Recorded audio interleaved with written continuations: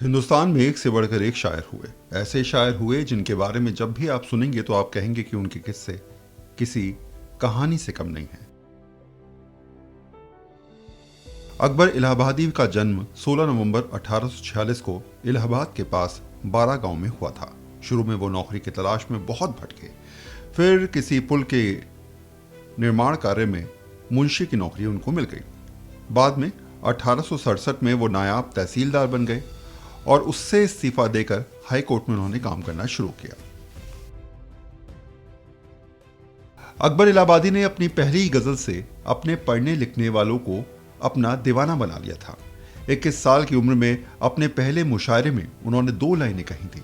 समझे वही इसको जो हो दीवाना किसी का, समझे वही इसको जो हो दीवाना किसी का, अकबर ये गजल मेरी है अफसाना किसी का। इसके बाद अकबर इलाहाबादी ने कभी पीछे मुड़कर नहीं देखा। बड़ी सहजता और हल्के फुल्के अंदाज में बड़ी बात कहे जाने का हुनर अकबर के पास था। उर्दू शायरी में अकबर पहले शख्स थे जिनको बदलते हुए ज़माने और उस ज़माने से अपने सांस्कृतिक मूल्यों के लिए खतरा और अंग्रेजी तालीम को अंग्रेजी साम्राज्य के ताकतवर हथियार होने का एहसास शिद्दत से था। अकबर 1846 में पैदा हुए, यानी महात्मा गांधी से 23 साल और इकबाल से 31 साल पहले।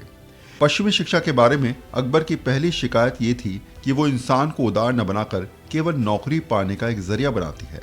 तभी तो उन्होंने लिखा है, नई तालीम को क्या वास्ता है आदमियत से, जनाब डार्विन को हजरत आदम से क्या मतलब। अकबर इलाहाबादी ने जिंदगी भर नौकरी की और नौकरी करने के साथ शिद्दत के साथ ये तय किया कि आखिर अपनी शायरी को कैसे आगे ले जाना है। सन 1873 में उन्होंने वकालत की परीक्षा पास की। उसके बाद उन्होंने 7 साल तक इलाहाबाद, गोरखपुर, आगरा और गोंडा में वकालत भी की।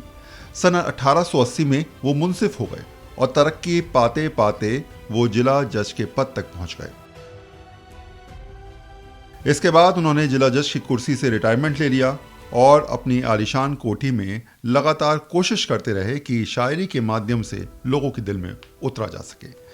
एक किस्सा है अकबर इलाहाबादी के बारे में। एक बार कलकत्ता की मशहूर गायिका गौहर जान इलाहाबाद आई और वो अकबर इलाहाबादी से मिलने गई।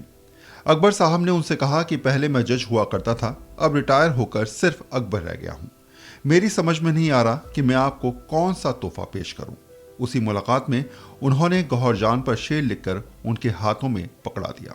शेर कुछ इस हिसाब से था, खुशनसीब आज भला कौन है गौहर के सिवा, खुशनसीब आज भला कौन है गौहर के सिवा, सब कुछ अल्लाह ने दे रखा है शौहर के सिवा। ये अकबर इलाहाबादी थे जो अपने शब्दों के माध्यम से लोगों के दिल में उतर जाते थे। वो बताते थे कि आखिर जो बात कहनी है वो किस तरीके से एक माध्यम बनाया जाए जिससे लोग उसे समझ पाएं। कुछ और शायरी भी है, जरा उनको भी सुनिए।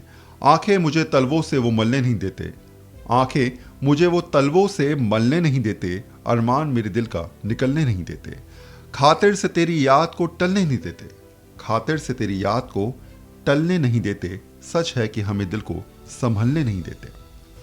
किस नाज से कहते हैं वो झुंझला के शबे वस्ल, किस नाज से कहते हैं वो झुंझला के शबे वस्ल, तुम तो हमें करवट भी बदलने नहीं देते। और परवानों ने फानुस को देखा तो ये बोले, क्यों हमको जलाते हो कि जलने नहीं देते। हैरान हूं किस तरह करूं अर्ज़े तमन्ना, दुश्मन को तो पहलू से वो टलने नहीं देते। एक और शायरी है जो बहुत ही मुकम्मिल है और उसकी बात के बिना उनकी एक कहानी अधूरी रहती है। अकबर इलाहाबादी कहते हैं, कोई हंस रहा है, कोई रो रहा है, कोई पा रहा है, कोई खो रहा है, कोई ताक में है, किसी को गफलत है, कोई जागता है, कोई सो रहा है, कहीं ना उम्मीदों ने बिजली गिराई, कोई बीच में उम्मीद बो रहा है। इसी सोच में मैं तो रहता हूं अकबर, ये क्या हो रहा है, ये क्या हो रहा है, कहां ले जाऊं दिल को, दोनों जहां में है मुश्किल। ये बहुत ही उम्दा शायरी थी जिसके बाद अकबर लगातार आमजन के दिल में उतर गए। अकबर ने समझाया कि शायद दिल की बात दिल की जुबान अगर कही जाए तो उससे बेहतर कुछ नहीं हो सकता। वो कहते हैं, कहां ले जाऊं दिल, दोनों जहां में है मुश्किल, यहां परियों का है मजमा, वहां हूरों की है महफिल। इलाही कैसी कैसी सूरतें तूने बनाई, हर सूरत कलेजे से लगा लेने के काबिल है। ये दिल लेते ही शीशे की तरह पत्थर पे दे मारा, ये दिल लेते ही शीशे की तरह पत्थर पे दे मारा, मैं कहता रह गया जालिम, मेरा दिल है, मेरा दिल है। जो देखा अक्स आईने में अपना, बोले झुंझलाकर, जो देखा अक्स आईने में अपना, बोले झुंझलाकर, अरे तू कौन है, हट सामने से क्या मुकाबिल है। अरे तू कौन है, हट सामने से क्यों मुकाबिल है। हजारों दिल मसल कर पांवों से झुंझला के फरमाया, हजारों दिल मसल कर पांवों से झुंझला के फरमाया। एक बार फिर से सुनिए, हजारों दिल मसल कर पांवों से झुंझला के फरमाया, लो पहचानो तुम्हारा इन दिलों में कौन सा दिल है।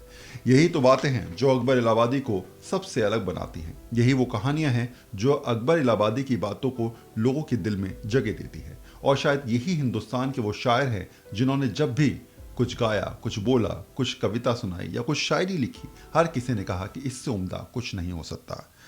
दिल्ली 24 पर इस प्रकार की खबरें और शायरों से जुड़ी तमाम कहानियां हम आपको बताते रहेंगे।